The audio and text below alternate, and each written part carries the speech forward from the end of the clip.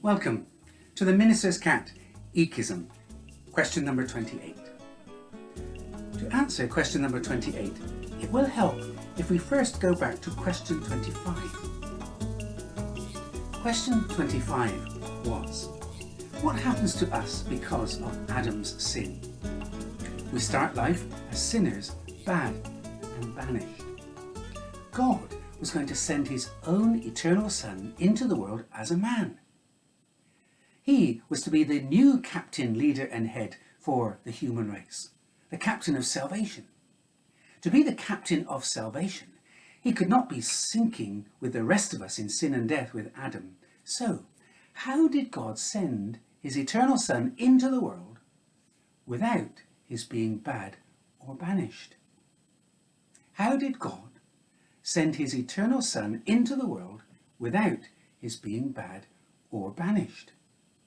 The answer is, he did it by the Holy Spirit working a very special miracle in Mary. The miracle has a number of longish names.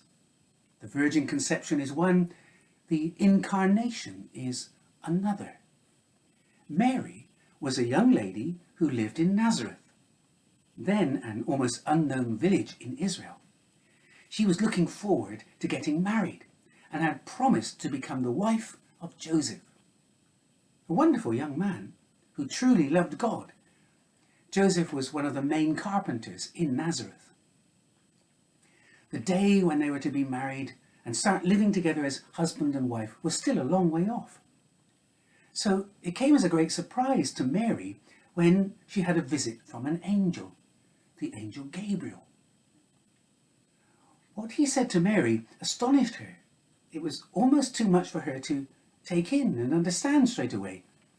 The angel Gabriel told her God was pouring his favour on her. God was present with her.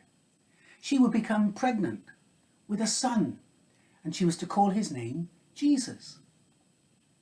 The way Gabriel was talking made it sound as if it's all going to happen immediately.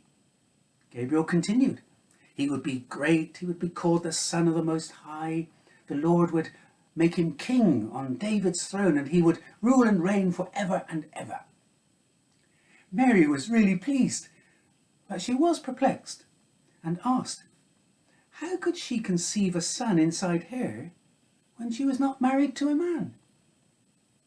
Gabriel made it clear there would be no involvement of Joseph, nor any other man. She would not conceive in the usual way. No. It would be a miracle of God. The Holy Spirit would come upon her. The power of the Most High would overshadow her. It would be like a new creation out of the old one, out of her. The child born from her would be holy, the Son of God, neither bad nor banished, but holy and truly at home with God, his Father. Mary, trusting God to do this miracle and send his Son to be the Saviour, said to Gabriel, I am the servant of the Lord. Let it be to me just as you have said. It was by a miracle of grace that God the Father sent his eternal Son into the world without his being bad or banished. It was by the miracle of the incarnation that God the eternal Son took to himself human flesh as his own.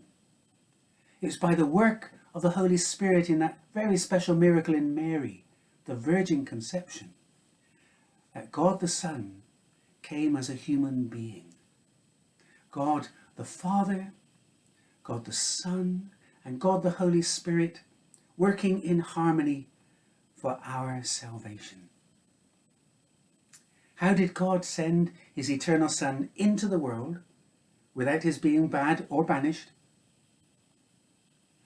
He did it by the Holy Spirit working a very special miracle in Mary.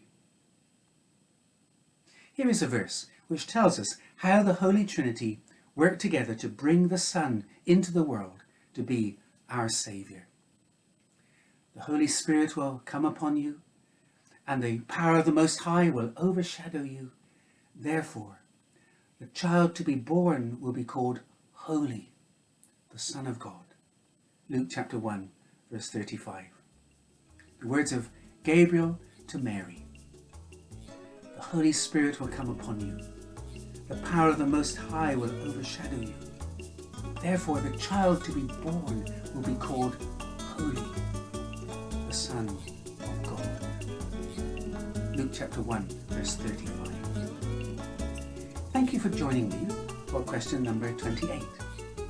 Join me again for question number 29.